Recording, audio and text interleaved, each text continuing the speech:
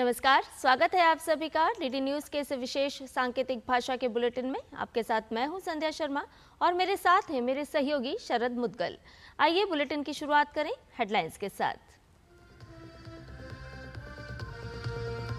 संसद में आज का दिन बेहद महत्वपूर्ण। बीजेपी कांग्रेस ने अपने सांसदों को जारी किया व्हिप। गिलोटिन के जरिए बिना किसी चर्चा के वित्त विधेयक पारित कराने की तैयारी में सरकार।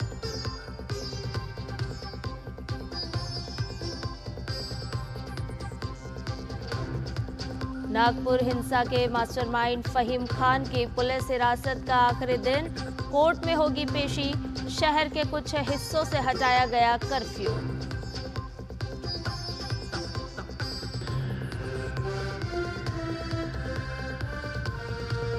बेंगलुरु में आज से 23 तारीख तक आरएसएस की प्रतिनिधि सभा की बैठक। कार्य विस्तार की योजना पर चर्चा समेत बांग्लादेश में हिंदू उत्पीड़न और संघ की 100 साल की यात्रा पर आएगा प्रस्ताव।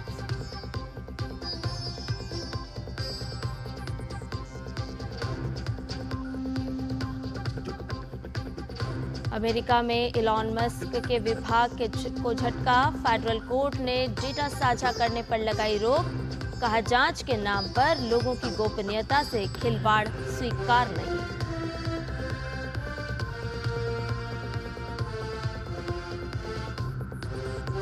और अमेरिका में बंद होगा संघीय शिक्षा विभाग। राष्ट्रपति डोनाल्ड ट्रंप ने कार्यकारी आदेश पर किए हस्ताक्षर। यूक्रेन के साथ खनिज समझौते पर भी जल्द साइन करेंगे ट्रंप।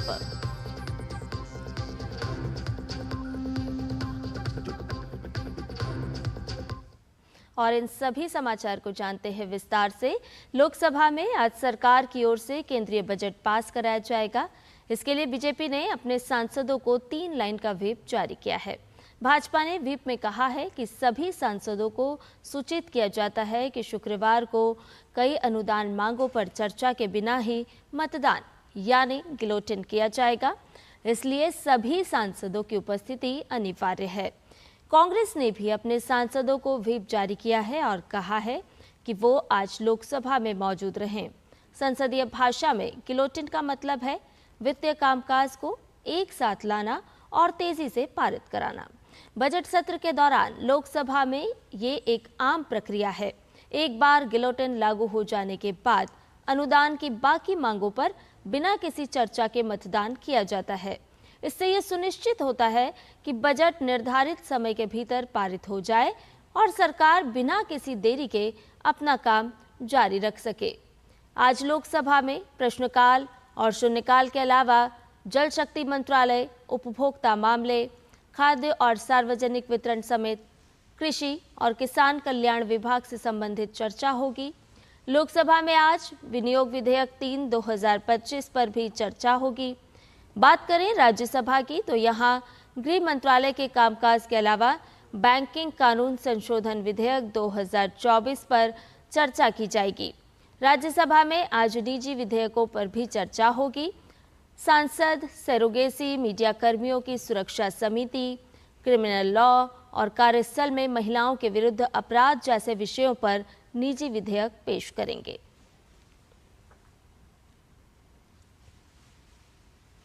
नागपुर हिंसा के मास्टरमाइंड फहीम खान की पुलिस हिरासत का आज आखिरी दिन है। पुलिस फहीम खान को आज कोर्ट में पेश करेगी। फहीम पर दंगाइयों को इकट्ठा करने और हिंसा को बढ़ावा देने का आरोप है। मामले में पुलिस ने अब तक 80 से ज्यादा लोगों को गिरफ्तार किया है। वहीं नागपुर के कुछ इलाकों में स्थिति नियंत्रित और शांति होने के बाद प्रशासन ने कुछ हिस्सों से कर्फ्यू हटा दिया है। 3 दिन बाद हिंसा प्रभावित कपिलवन और नंदनगढ़ इलाके से कर्फ्यू हटाया गया है। वहीं साइबर सेल ने अफवाह फैलाने और हिंसा भड़काने के मामले में 34 सोशल मीडिया अकाउंट पर कार्रवाई की है। साथ ही 10 एफआईआर की गई है। इसके अलावा पुलिस ने मामले में बांग्लादेश कनेक्शन मिलने का भी दावा किया है।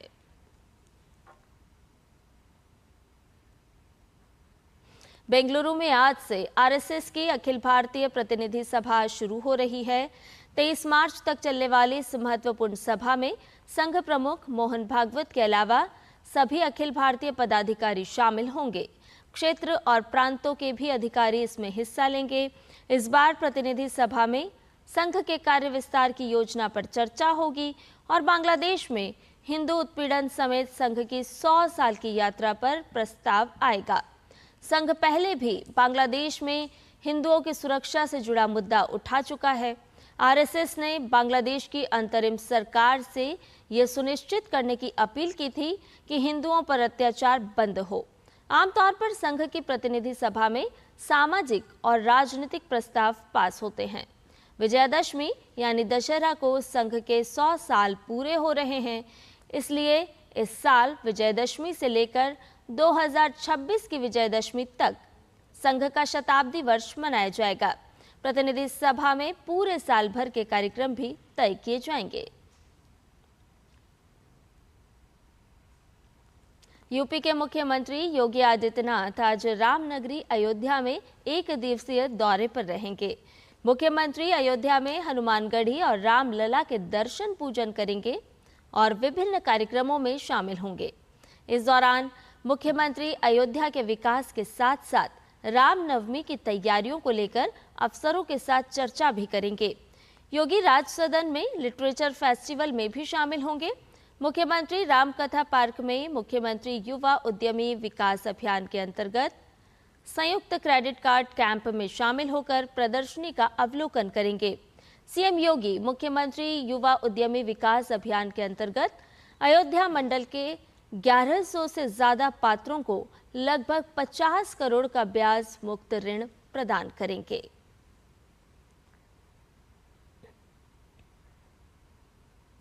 अमेरिका के टेक अरबपति एलन मस्क के विभाग को फेडरल कोर्ट से झटका लगा है। मैरीलैंड के अमेरिकी जिला न्यायाधीश ने टेक अरबपति एलन मस्क के सहयोगियों के साथ एसएसए द्वारा डेटा साझा करने पर रोक लगाने के आदेश दिए हैं।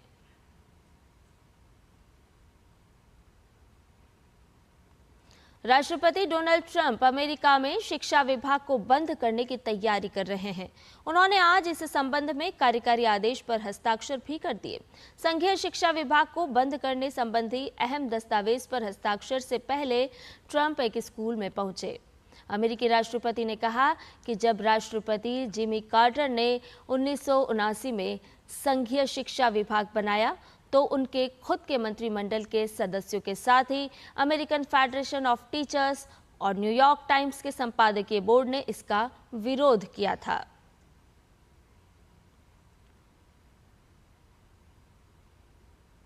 जिम्बाब्वे की क्रिस्टी कोवेंट्री को अंतर्राष्ट्रीय ओलंपिक समिति का नया अध्यक्ष चुना गया है। 41 वर्षीय पूर्व तैराक क्रिस्टी कोवेंट्री अंतर्राष्ट्रीय ओलंपिक समिति के इतिहास में इस पद को संभालने वाली पहली महिला होंगी। ये पहली बार है जब अफ्रीका से कोई आईओसी का अध्यक्ष बना है।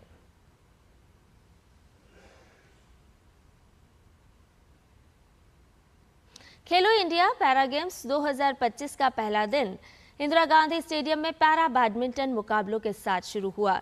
खेलो इंडिया पैरा गेम्स की शुरुआत कृष्णा नागर ने क्वालिफाइंग मुकाबले से की, जहां उन्होंने बोंटा गौतम को सीधे सेटों में हराकर क्वार्टर फाइनल में जगह बनाई।